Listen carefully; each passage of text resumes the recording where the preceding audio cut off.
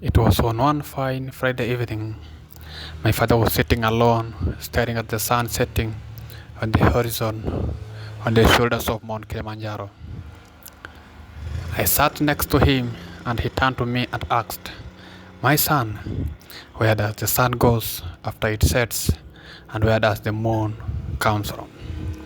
Prolonged drought caused by unpredictable rainfall pattern has made losses in our livestock that now remain in the songs sung by Maasai women.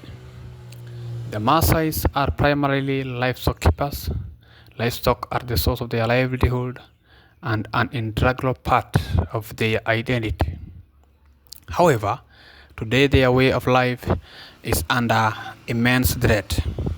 It's one of the questions reasons my father Ole Mengati sat outside our manyatta facing our cows and clonsure deep in dots.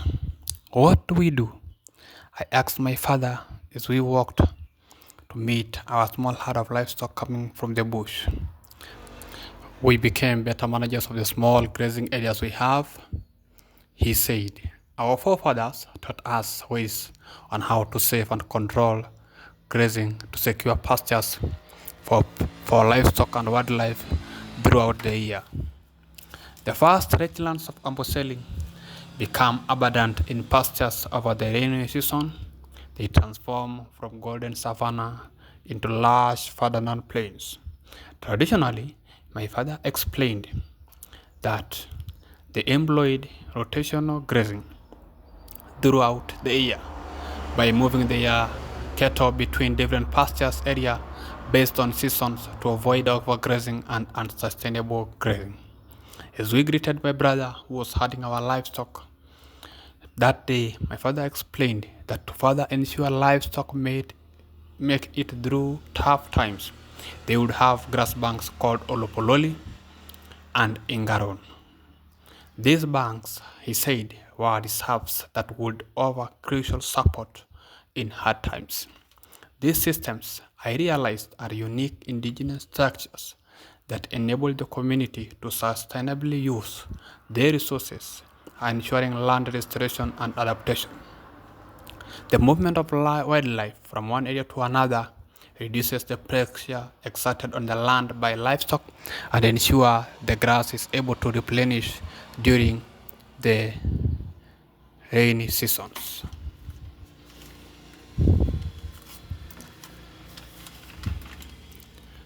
On days that I had our livestock, I come across many species of wildlife in the open rangelands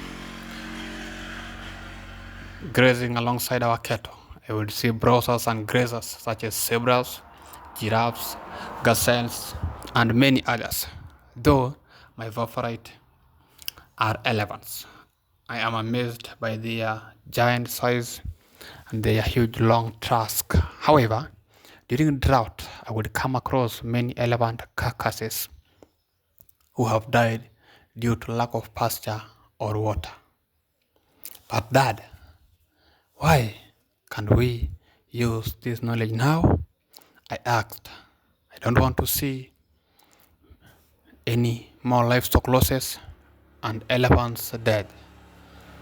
As he closed our cow enclosure, he said, "We need to remind our people that we are guardians of our environment, our lives and livestock depend on it." Though times have changed since my dad's childhood, our responsibility to take care of nature has not changed. Effective grazing, management secures pastures, areas for livestock, combats land degradation, soil erosion, and biodiversity loss. It ensures that we protect our livestock and our wildlife. As I settle in bed for the night, my heart is re-energized and my love for conservation empowered. And before I fell asleep, I promised myself that if I were to get a scholarship to university, I will pursue a career in climate change action and adaptation. But for now, I slid into my blanket, hoping to dream about where does the sun goes and where the moon come from.